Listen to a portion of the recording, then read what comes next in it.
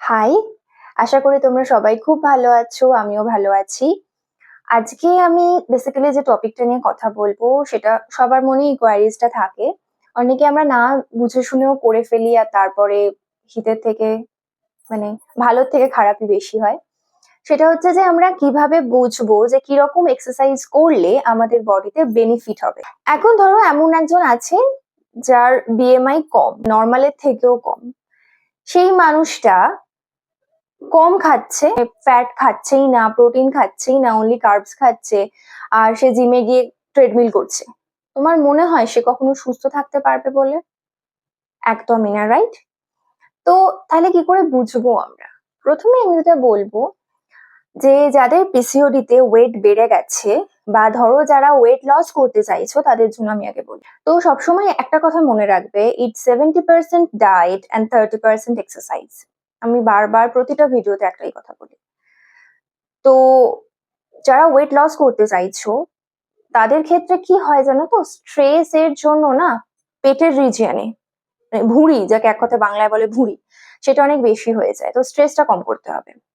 এখন যদি তুমি ট্রেডমিল করো, মানে ধরো তুমি 0.5 ঘন্টা 40 মিনিট ট্রেডমিল করে দৌড়ে যাচ্ছ, এন্টার কার্ডিও করে যাচ্ছ, কোনো রিল্যাক্সেশন করছো না, কিছু করছো না, তোমার বডিতে আরো স্ট্রেস অ্যাকুমুলেট হবে। ওজন হয়তো কমে যাবে কিন্তু সেটা সাস্টেইন করবে না।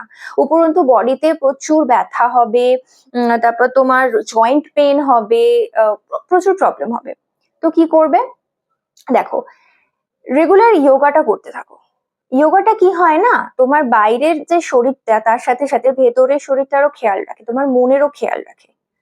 তো তুমি যদি নর্মাল ডায়েট ফলো করো, no junk food, no white sugar, no ময়দা, আর overnight fasting, 12 to 13 hours of overnight fasting, ঠিকঠাক টাইমে খাওয়া দাওয়া করা, ফলমূল বেশি খাওয়া, ভেজিটেবল বেশি খাওয়া, আর 1 ঘন্টা করে যোগাসন রেগুলার উইথ প্রাণায়ামা, ক্লিনজিং প্র্যাকটিস, ঠিক আছে? যদি এটা করতে পারো, তোমার 1 মাসের মধ্যে 2 কেজি ওজন তো মিনিমাম কমবেই কমবে। এর সাথে যদি তুমি ওয়েট লস কে একটু বাড়াতে চাও তাহলে কি করতে পারো, প্রতিদিন 30 থেকে 40 মিনিটের ওয়াকিং অ্যাড করতে পারো, খালি পেটে অবশ্যই ওয়াকিং অ্যাড করতে পারো। এতে করে কি হবে, তোমার 2 কেজির জায়গায় 3 কেজি, 3.5 কেজি, 4 কেজি পর্যন্ত ওজন কমতে পারে। মানে আমি নিজে দেখেছি, আমি যে সকালে ক্লাসটা নিই, যোগা ক্লাসটা নিই, তাতে আমি কিছু কিছু কার্ডিও ইনক্লুড করি, প্রপার পশ্চারের সাথে কার্ডিও ইনক্লুড করি আমি সেখানে। আমার একজন স্টুডেন্ট ছিল, সে 3 মাস পর ছেড়ে দেয়, তার সময় হয় না আর সকালে করার জন্য। তো তার কি হয়েছিল, 1 মাসে সে 5 কেজি ওজন কমিয়েছিল। তার অ্যাকচুয়ালি ওজন, তার যে নর্মাল ওজন তার থেকে তার 12 কেজি ওজন বেশি হয়ে গেছিল। তারপর গিয়ে ডায়াগনোস হয়েছে তার পিসিওডি আছে।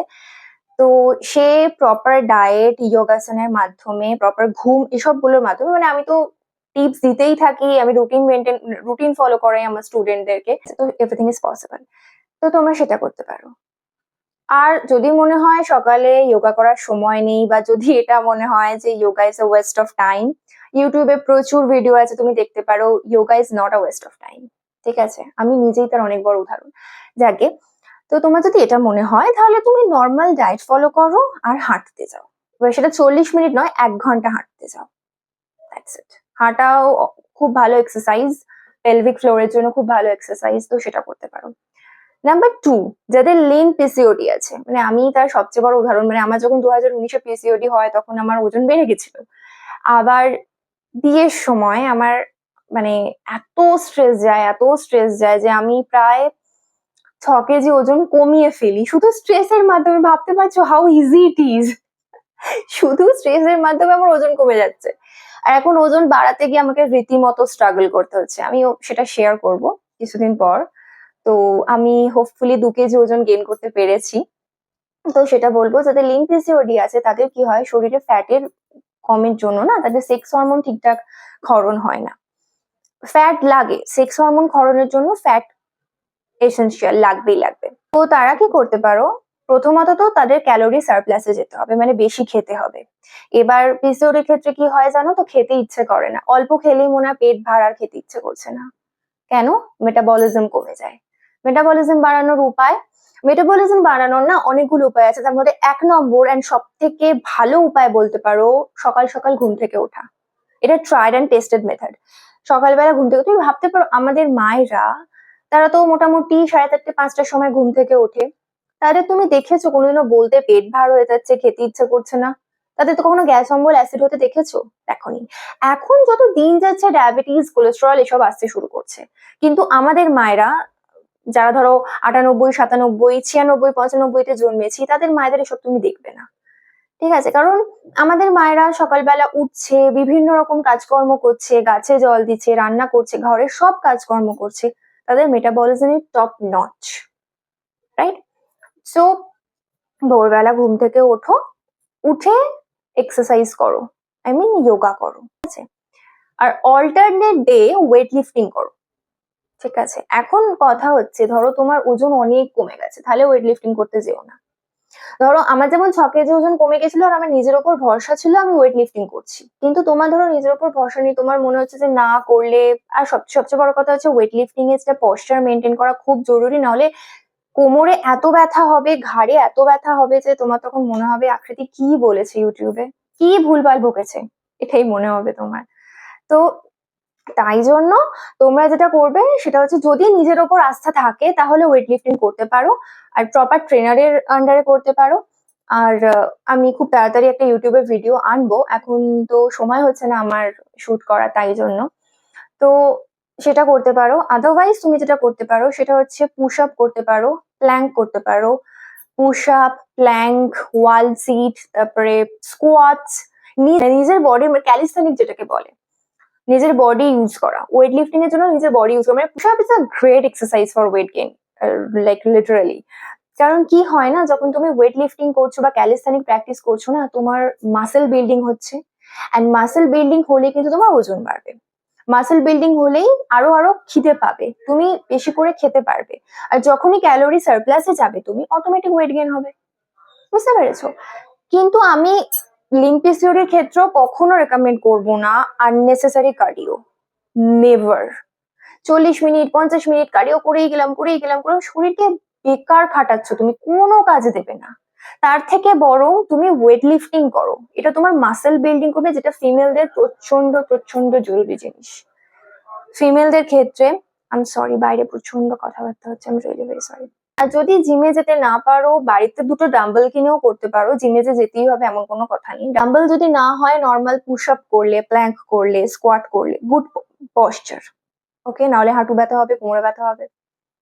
যেমন আমি আমার ক্লাসে, যখন আমি ক্লাস নিই তখন আমি সবকিছু ইনক্লুড করি ওতে। আমি কার্ডিও ইনক্লুড করি, ছোট ছোট কার্ডিও ইনক্লুড করি, কিছু কিছু ওয়েট লিফটিং এক্সারসাইজ ইনক্লুড করি। আমি যে বোতলের মাধ্যমেও করে, তোমরা বোতল দিয়েও করতে পারো, বোতলে জল ভরে। কিন্তু বোতলে জল ভরে কি হয় জানো তো, হড়কে যায় অনেক সময়, ইনজুরির চান্স বেশি থাকে, ঠিক আছে? তো এগুলো করতে পারো, কিন্তু যোগা একদমই স্কিপ করবে না, বিকজ পিসিওডির ক্ষেত্রে মেইন যে জিনিসটা ম্যাটার করে সেটা হচ্ছে স্ট্রেস। প্রাণায়াম, মেডিটেশন, রিল্যাক্সেশন টেকনিক, তো আমি ডেসক্রিপশনে ছোট করে সমস্তটা লিখে দেবো, তোমরা সেটা করতে পারো। আমি জিস্ট আরেকবার বলে দিচ্ছি, যারা ওয়েট লস করতে চাইছো তারা যোগা করো, হাঁটো, ঠিক আছে? আর নর্মাল কার্ডিও করো, নর্মাল 5 থেকে 10 মিনিট কার্ডিও করলে কি, খুব জোর 15 মিনিট কার্ডিও করলে কি, অল্টারনেট ডে কার্ডিও করলে, ঠিক আছে? আর যারা লিন পিসিওডি আছে, ওয়েট গেইন করতে চাইছো, তারা হচ্ছে ক্যালিস্থেনিক করো, যোগা তো রেগুলার করবে, ক্যালিস্থেনিক করো, যদি জিমে জয়েন করা পসিবল হয় তো জয়েন করো, নাহলে বাড়িতে ডাম্বেল কিনে ছোটখাটো 5-10 মিনিটের ওয়েট লিফটিং দিয়ে স্টার্ট করো, আর ক্যালোরি সারপ্লাসে যাও। দুটো ক্ষেত্রেই কিন্তু ডায়েট প্রথম কথা। হ্যাঁ, এবার তুমি ওয়েট গেইনে এত এত সুগার কিন্তু একদমই খেতে পারো না। যখনই তুমি বেশি সুগার কনজাম্পশন শুরু করবে না, স্কিন ইস্যু দেখা দেবে, প্লাস আরো অনেক সমস্যা ক্রিয়েট হবে। হেলদি ফ্যাট খাবে, সিডস খাবে, নাটস খাবে, ঘি খাবে, রুটি খাবে, ভাত খাবে, ঠিক আছে? গুড প্রোটিনস খাবে। ভেজিটেরিয়ান হলে তুমি ছোলা খেতে পারো, ছাতু খেতে পারো, কুলথির ডাল খেতে পারো, কুলথির ডাল খুব ভালো প্রোটিন আছে, এসবগুলো খেতে পারো। আর ও যদি ওয়েট লস করতে চাও তাহলে তো ফল, শাকসবজি এগুলো একটু বেশি করে খাবে, প্রোটিন বেশি করে খাবে, কার্বোহাইড্রেট একটু কমিয়ে দেবে, এরকম ভাবে করতে পারো। I hope it helps. আর যদি মনে হয় যে আরো কিছু জানকারি, মানে আরো কিছু জানা আছে তোমাদের, তো আমাকে কমেন্টসে জানাতে পারো, আমি অবশ্যই চেষ্টা করব ভিডিও বানানোর। আর একটাই রিকোয়েস্ট, প্লিজ কমেন্ট করো। লাইক যদি নাও করতে ইচ্ছা করো না, বাট কমেন্ট করো। আমার ভালো লাগবে, আমি একটু এনকারেজ ফিল করব, যে মোটিভেশন আসবে আমার মধ্যে যে হ্যাঁ, আমিও আরো ভিডিও বানাই তোমাদের জন্য, তোমাদের হেল্পে আসছে। আমি এতদিন বড় ভিডিও বানাইনি। এক তো কারণ ছিল বিয়েতে প্রচন্ড ব্যস্ত ছিলাম আমি। দ্বিতীয় কারণ হচ্ছে আমার না মোটিভেশন হারিয়ে গেছিল যে কেউ কমেন্ট করছে না। আমার কানেক্ট হচ্ছে না, আমি মানুষের সাথে কানেক্ট করতে পারছি না। আমার হাসব্যান্ড আমাকে বলল, "তুমি একটা ভিডিও দাও। আর মানুষকে বলো যে কমেন্ট করতে। তাহলে তোমার মনে হবে তুমি মোটিভেট ফিল করবে আর তাদের সাথে তুমি কানেক্ট করতে পারবে।" তো দ্যাটস ইট। আমি জানি আমি অত গুছিয়ে বলতে পারলাম না। এলোমেলো হয়ে গেল, এদিক ওদিক হয়ে গেল। আমি হয়তো বেশি মেকআপ করেও বসে নেই। আমি দেখতে পাচ্ছি আমার আইব্রো করা নেই ইভেন। ব্যাকগ্রাউন্ডও ভালো নয়। আমি ঠিক করে এডিটও করতে পারিনি। ভয়েসও হয়তো ঠিকঠাক আসছে না। বাট তবু যারা এত দূর অব্দি দেখেছো, থ্যাংক ইউ সো মাচ। আমি খুব কৃতজ্ঞ তোমাদের কাছে। কারণ এখন ইউটিউব প্ল্যাটফর্মে সবাই প্রচুর এডিটেড ভিডিও দিচ্ছে, এআই জেনারেটেড ভিডিও দিচ্ছে, ঠিকঠাক ব্যাকগ্রাউন্ড লাগাচ্ছে। আম কিছু প্রেজেন্টেবল মানে নিজেকে প্রেজেন্টেবল করে তুলছে। আমি সেগুলো কিছুই করতে পারিনি। বিশেষ করে যে নিজের অথেন্টিসিটিটা বজায় রাখতে। That's why. তো এটুকুই বলবো। Thank you so much. নমস্কার।